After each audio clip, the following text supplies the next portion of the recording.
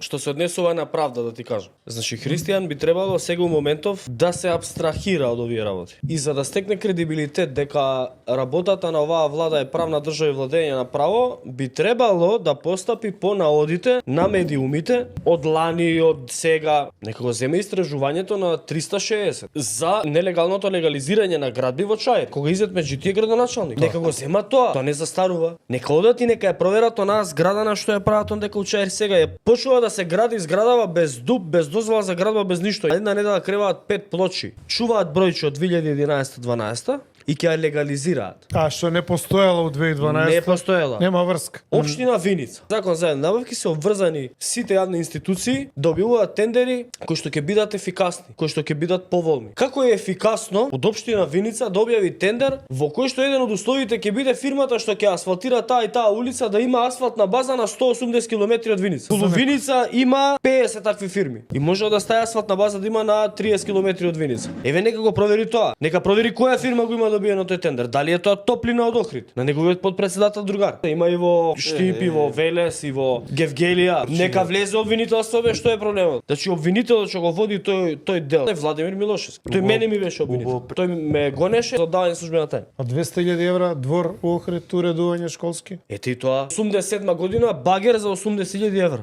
Има кривично за тоа? Па ете, обвинителство пошло тоа.